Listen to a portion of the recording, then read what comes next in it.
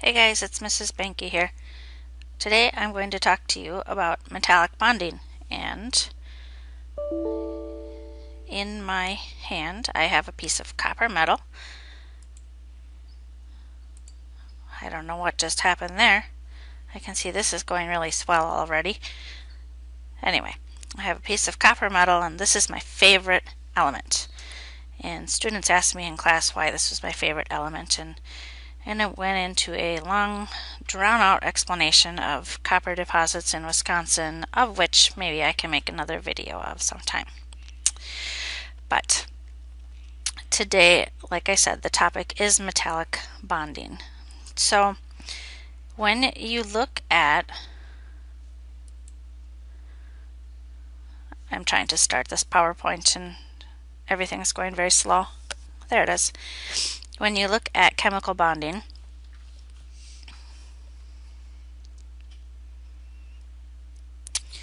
it can be broken down into ionic bonding and covalent bonding, which is two types of bondings that you have learned about your whole life. Maybe not your whole life, but for a while. You probably never have talked about metallic bonding. Metallic bonding is kind of unique. It's a little different. So I'm going to talk about that today. So before I go too far, I'm just going to show you this piece of copper metal and some of its properties. So in class, I had a conductivity tester, and the conductivity tester will show if an electrical current takes place as it touches that substance. So this one does. This conductivity tester is not working quite like it should. Alright, there you go. I'm hoping that you can see it lighting up, showing that this piece of copper conducts electricity. Copper is also bendy or malleable and ductile, and you can see that it's really shiny. Also, as I hold it in my hand, it's feeling pretty warm right now. It's been in my hand for quite some time, so it's a really good conductor of heat as well as electricity. If I set this on the table, it will lose that heat very quickly as well. So when we look at the metallic bond, what we have is, let me activate the pen. Oh, this is different. Ooh. We have these positively charged, I don't know what's happening. Uh-oh. Let me go back. We'll try the pen again. Everything's different. That looks like a pen to me. Pen. There it is. So we have metal cations. So metals tend to have 1 or 2 or 3 valence electrons, and they will lose those electrons to become positively charged cations. And if it becomes part of an ionic compound, it can develop ionic bonds with anions and be held together that way. Metals are different. Metals have positively charged cations arranged in this very orderly pattern. Now, whenever you have anything in an orderly pattern, it is called a lattice. Lattice. Not lettuce, lattice. So the electrons that get lost in metals end up just being lost to the surroundings. So metal cations formed when metal atoms lose their outer electrons. These electrons become delocalized. That's what they're called. So if I summarize it in the next slide, I'll do that and then I'll come back to this one. So this is what the metallic bond is characterized. Metal atoms are arranged in a metal lattice. Remember, that is an orderly pattern. And their electrons have been lost, and they have been lost to the surroundings. So this is arrangement of these stable cations surrounded by the sea of electrons. The stability is achieved by releasing the electrons to the outer surroundings. These are called delocalized electrons. The metallic bond itself is the electrostatic attraction between these negative electrons and each cation. So this electron right here can be attracted to this.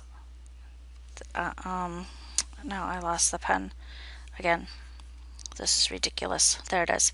So if we have electrons all over the place, this cation right here can be attracted here, to here, to here, to here. This one is attracted to here, and here, and here, and here, and here. So with so much negative charge, there is this constant attractive force that occurs between each of these cations. So it acts almost like a glue that holds this all together. It makes it a very stable structure. So again, if we go back to this, we have positively charged cations, and these electrons can move around, and that's what they do. They're called delocalized. So at this point in time, there'll be an attraction here, and here, and here, maybe here. This might be too far, but say then the electrons shift a little bit, and all of a sudden those attractions move to different places. So it's this constant moving of electrons and these forces of attraction. The location shifts all over the place, and it holds all of these atoms together really tightly. Since those atoms are held together so tightly, when atoms are held together with strong forces, they will have high melting temperatures. All right, so a substance in which the atoms are held together with high, strong forces has a high melting temperature. Metals are good conductors of heat and electricity. If these electrons can move, they will conduct an electrical current. So an electrical current is the movement of charged particles. The electrons are moving so fast, and there are so many of them, that they also will carry heat and transfer heat very, very quickly. So they act like little carriers of heat, and this one will pass the heat to this one, which will pass the heat to this one, which might move a little bit and pass the heat to this one. And remember that they're all moving, so heat can get passed through here very, very quickly. And as long as the heat if the heat source is here, as long as that heat source continues, those electrons will keep transferring that heat. Now, if you remove the heat source, all of a sudden they stop transferring the heat, and metals can then cool down very quickly too. So they can heat up quickly, but then they cool down very quickly as well, because the leftover heat quickly gets transferred over to the other side, and then it's gone. They're malleable and ductile. This holds together like a glue, so if any sort of outside force is added, it just kind of like squashes it, and I have a video that shows that. And they have a shiny luster. So if this is the boundary of my metal, and I have light, maybe it's the sun, maybe it's a lamp in the room, any electrons that are on the inside are not going to be touched by that light, but any electron on the outside here will reflect light. So when the light hits it, it reflects the light back off. All right, so all of these outer electrons, these delocalized electrons, whenever they reach the surface, they are reflecting light, and that's what makes metal so shiny. So the next several slides will just summarize these same concepts. This is a very spastic diagram showing the electrons moving with the stable cations arranged in this orderly way. So this is a summary again. Each metal atom holds its inner electrons, but your valence electrons are free to move. So this could move here, it could move there, maybe not there. I meant to go through. It can move there, it can move there, and they can move all over the place. Now, if an electrical current were applied to this metal, all of the electrons, I wonder if I can erase this.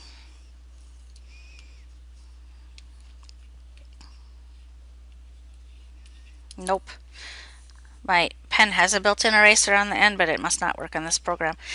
Anyway, if an electrical current were to be applied, and say this was the positive end of the electrical current is always the flow of electrons from a positive region or a negative region to a positive region. Since the electrons are negative, they will be attracted toward that. When that electrical current gets applied, all of these electrons will move in that direction at the same time. Now they might have to go around the other atoms. Let's just pretend that these were sitting in front of the atoms, so they're really not going through the atoms. That one will go through. Let's say that this one, I don't know why that happened. This one goes through this way and that one goes through this way. Now if we were to shut the current off, then all the electrons would just move around randomly again. So here are our delocalized electrons. When the electrical current is applied, you see the electrons moving from the negative to the positive, all in the same direction. Electrons carry heat with them, so if heat is being applied, the electrons will transfer that heat like a baggage line, like an assembly line, from one electron to the next very, very quickly until it reaches the other side. And also, when you apply a pressure with a hammer or with a vise or something like that, the atoms are held together so tightly that they just kind of shift a little bit. So the malleability, the ductility is being shown here. We're crushing this, and you can see the shift of atoms. These cations move a little bit, and the electrons just kind of hold everything together, and now you see it skinnier. Every place an electron reaches that outer surface, it's going to reflect light. So metals give off a shiny luster because of delocalized electrons. So all of the properties that we talk about, high melting temperature, good conductors of heat and electricity, malleable and ductile, shiny luster, are all because of these delocalized electrons, which will carry the electrical current, they will carry heat, they will hold a structure tightly together so that when our pressure is applied, it doesn't come busting apart. And when the delocalized electrons hit the surface, light will shine and reflect off of it. So there are a lot of things metals are used for, and we can change the properties of them through several methods. One is the production of alloys. If we haven't yet, we will be making a brass penny. It's called the Gold Penny Lab, in which we take copper penny and coat it with zinc. And when we take those two atoms and mix them together with some heat, we get brass. And brass is a characteristically yellow color. Work hardening is the hammering of a metal over and over and over again to harden it. And then we have different heat treatments. Annealing, quenching, and tempering are all ways that I used to have a little chart that said what each of these things is. I guess it doesn't really matter, but sometimes it involves heating a metal up really slow and then cooling down really fast, or heating a metal up fast and then cooling it down slow, or heating it up once and then cooling it down and then heating it up again and then cooling it down, and then repeatedly repeating that process again and again and again. So alloys themselves are formed by mixing two metals, and they tend to be a little harder, less malleable, and have lower melting points than their constituent metals. So here it says this is an alloy which atoms of one element have taken the lattice position of some of the atoms in the second element. And in this one you can see that there are smaller atoms kind of wedged into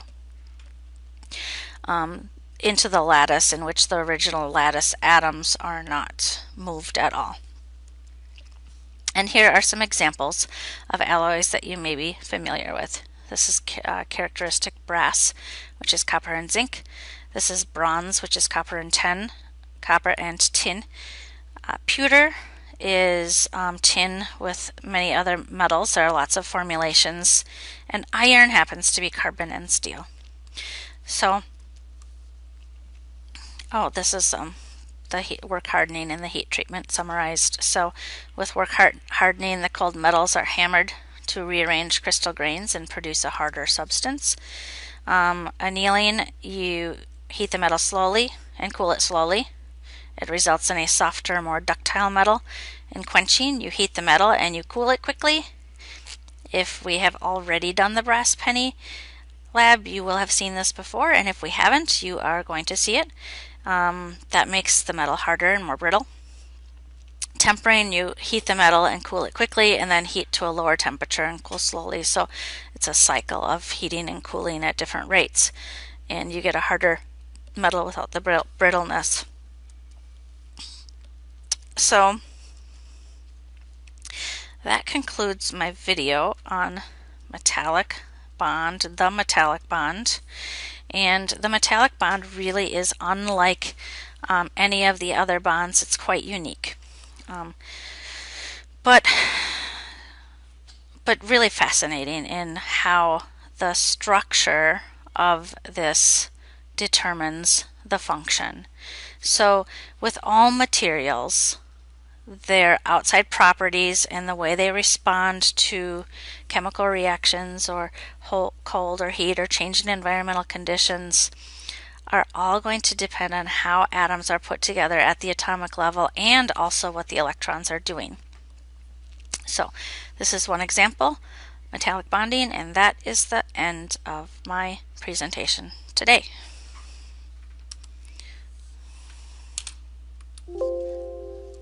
Thanks for watching.